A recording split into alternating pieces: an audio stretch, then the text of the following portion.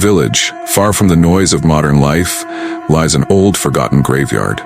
The villagers avoid this place, especially at night, because of the strange and eerie tales associated with it.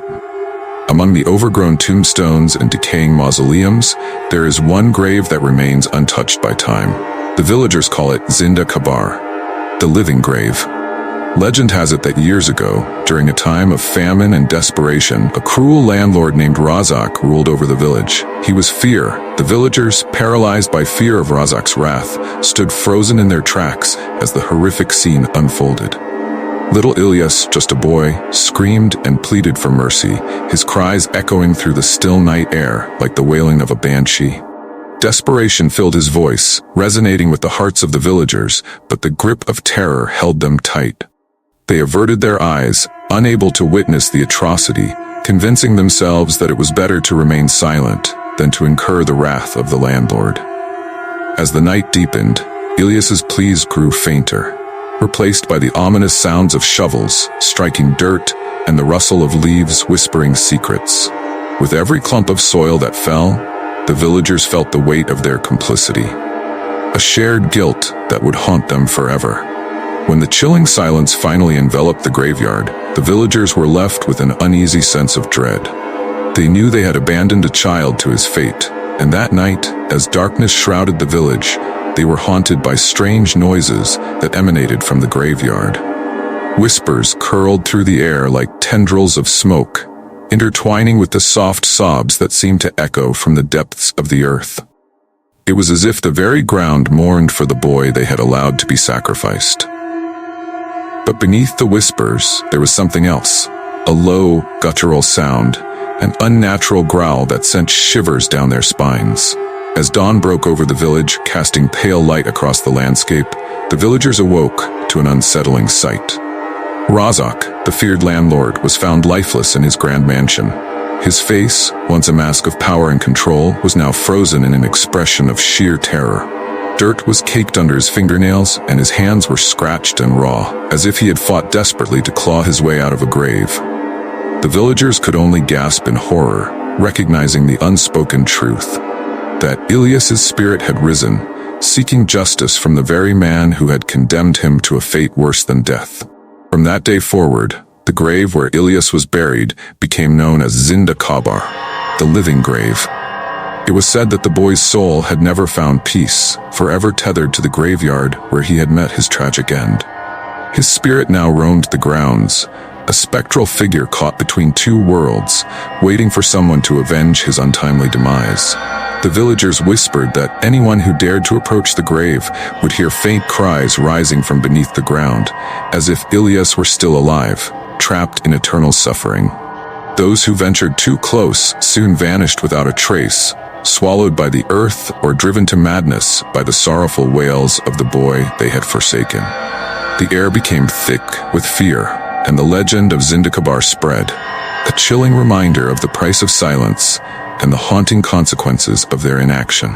Years later, a group of curious teenagers, eager for adventure and armed with skepticism, gathered in their small village to discuss the old legends that had long been whispered among the townsfolk. At the center of the group was Ali, a thrill-seeker known for his daring exploits and fascination with the supernatural. He had heard the haunting tales of Zinda Quber, the living grave, and was determined to uncover the truth behind the ghost story that had terrified generations. "Come on, it's just a story to scare kids," Ali insisted, his voice filled with bravado. "I'm sure we'll find nothing but an old tombstone and some creepy shadows." The others were hesitant, glancing at one another with uncertainty. However, Ali's infectious excitement eventually convinced them to join him. With their hearts racing and a mix of trepidation and thrill coursing through their veins, they made plans for a midnight adventure. On a moonlit night, when the stars twinkled like scattered diamonds across the vast sky, the group of 5 teenagers sneaked out of their homes. Armed with flashlights and their phones to document their escapade, they crept toward the graveyard, which loomed like a dark silhouette against the horizon. The chill of the night air wrapped around them, heightening their senses as they approached the ancient cemetery. As they crossed the threshold into the graveyard, a strange silence fell over the area, as if the world itself had drawn in a breath. The atmosphere grew thicker, laden with an unsettling energy that prickled at their skin. The wind whispered through the trees, rustling the leaves in a haunting melody, carrying with it an eerie, almost imperceptible sound, the faint echo of crying. A shiver ran down their spines, but the thrill of the adventure pushed them forward. The group huddled close together, their laughter nervous and shaky as they exchanged glances. "You guys are just scared," Ali teased, his confidence bolstered by the thrill of the moment. He pressed on, leading the way deeper into the graveyard, his flashlight beam cutting through the darkness. "Let's find the Zinda Quber and prove that this is all just a myth." As they navigated through the overgrown tombstones, the stories of Ilias and the living graves swirled in their minds, amplifying their fear. The moonlight bathed the gravestones in an otherworldly glow, casting long shadows that danced menacingly across the ground. Finally, they reached the spot where Zinda Quber was said to be located, a grave that stood alone, untouched by time. As they approached the grave, the air around them grew colder, a biting chill that seeped into their bones. The unease settled in deeper as they laid their eyes on the grave. Undisturbed, ancient, and foreboding, it seemed to pulse with a life of its own. The group fell silent, their bravado fading as they stared at the tombstone, now feeling the weight of the legend pressing upon them. Then, without warning, the ground beneath them began to tremble, as if it were awakening from a long slumber. The teenagers exchanged frantic looks, their hearts racing with fear. Ali, caught in a mix of excitement and dread, was about to say something when a muffled voice suddenly called out from within the grave. "Help! Help me!"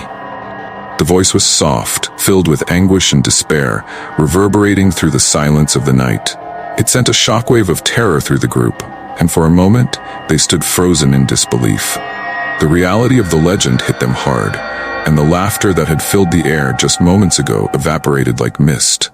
The voice continued, rising and falling in a desperate plea, echoing Ilias's last moments.